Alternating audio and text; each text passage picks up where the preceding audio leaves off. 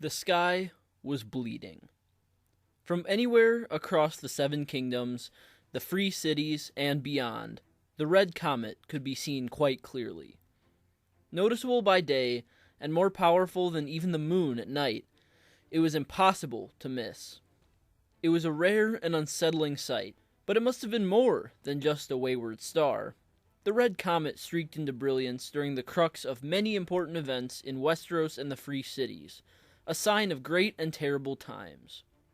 Across the world, it appeared as an omen of victory, revenge, or guidance to separate groups, though surely not all could be correct in their assumptions. The Red Comet cared not for such matters, however, as it streaked a crimson wound across the stars. Hello everyone, and welcome back to Exploring Fiction. Mainly highlighted in A Clash of Kings, but influential throughout the entirety of A Song of Ice and Fire, the Red Comet bore significance to all who beheld it. From Daenerys Targaryen, who believed it signaled her coming and the birth of her dragons, to Stannis Baratheon and Melisandre, who believed it to herald the former's rebirth as Azor Ahai, to Robb Stark and the Northmen believing it symbolized their right to avenge the deceased Lord of Winterfell, the Red Comet had many meanings placed upon it.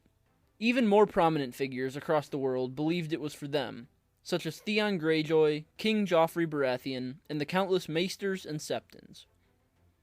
But out of the countless interpretations, not all could be correct. So what really is the Red Comet? Who were the figures that interpreted it to mean something greater?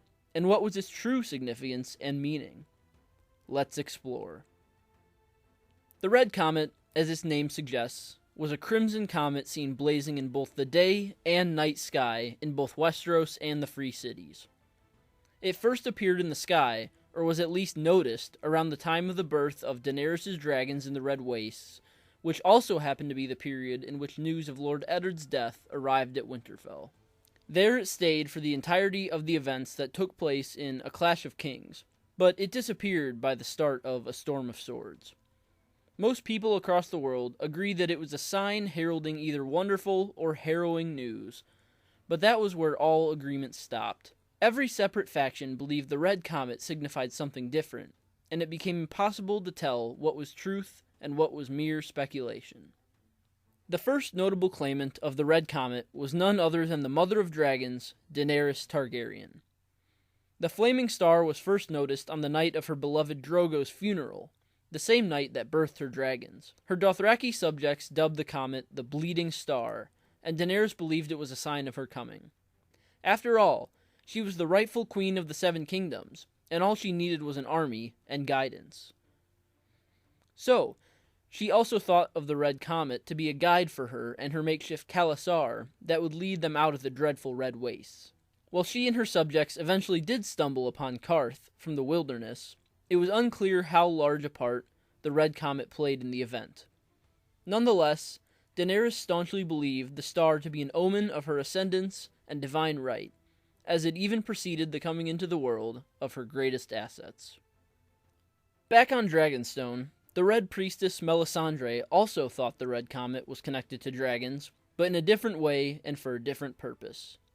She had traveled across the narrow sea into the service of Lord, become King, Stannis Baratheon, for she believed him to be Azor Ahai, the prince that was promised. The Red Comet, which she dubbed Dragon's Breath, was all the affirmation she needed. Melisandre and King Stannis believed the Crimson Meteor a herald hailing the rebirth of the very same Azor Ahai, the wielder of Lightbringer and the savior of men. Already driven by stern duty and belief in his cause, Stannis Baratheon only found more confirmation from this sign in the sky.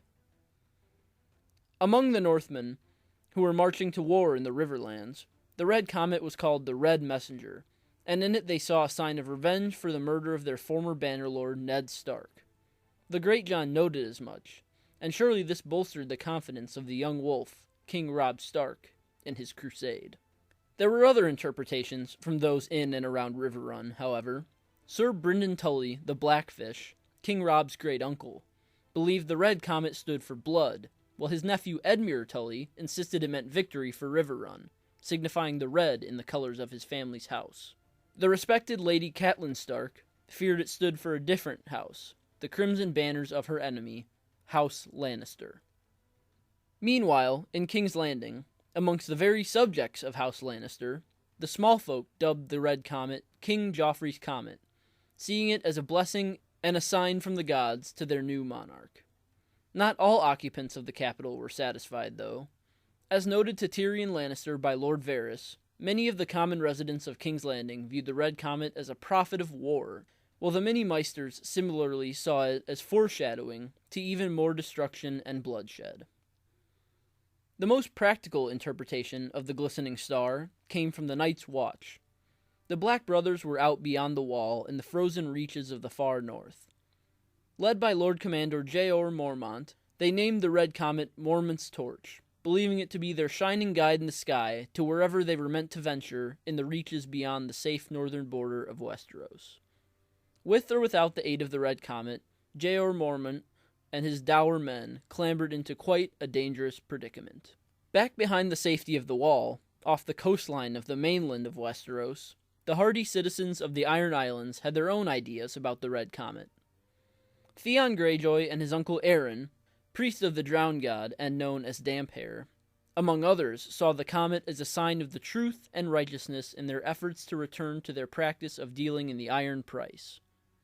They believed the Red Comet was an omen from the Drowned God hailing war, and that they were to pillage, plunder, and conquer as in the days of old. Though not much was discerned from the viewpoint of the wildlings concerning the Red Comet, one such character did offer an opinion. Now a servant of Winterfell, Osha the Wildling stated that she thought of the Crimson Star as a sign of blood. Though this was a minimal assessment compared to aforementioned predictions, Osha gave the readers a brief glimpse and acted as a representative of the wildling point of view, making her thoughts even more important. After examining all these viewpoints, a question remains of who had it right. The Red Comet undoubtedly held weight, but what did it truly herald? The most popular theory out of all the aforementioned interpretations was the one concerning Daenerys. Many believed that there was simply too much evidence in the timing and significance of the events unfolding that the dragon's tail had to signal the ascendance and superiority of the Mother of Dragons. I, however, believe something entirely different. I believe that George R.R. Martin masterfully used the Red Comet as a tool by which to examine real-world conditions. Throughout history and across ideologies, people and groups all found ways to skew the same events or occurrences into their favor all at the same time. Even if it seemed far-fetched, they would twist whatever had happened to fit their narratives and beliefs, even if it was obvious that there was little to no correlation. So, with the Red Comet in A Song of Ice and Fire, I think Martin created a device to illustrate how people and groups could construe a universal situation as indisputable evidence to their superiority in different places across the world. In reality, the comet meant nothing to no one, and was just a detached occurrence given meaning by people desperate to make it fit their mold and elevate their own position. The Red Comet was simply that, a comet, not a sign directed at any one individual or collective. Yet, countless factions across Westeros and the Free Cities each believed it was proof of their own cause. As war and strife descended upon the entire world, everyone yearned for assurance that victory awaited them. To almost all, the Red Comet provided this assurance, a wondrous sign that they were on the right path. Daenerys Targaryen saw the star as a symbol of her impending claim to what was rightfully hers. Melisandre and King Stannis Baratheon believed it to herald the rebirth of the chosen warrior destined to beat back the forces of darkness. The Night's Watch simply believed it was a beacon for their doomed march beyond the wall. Even more factions held even more differing views on the Red Comet, but they may have all been for naught.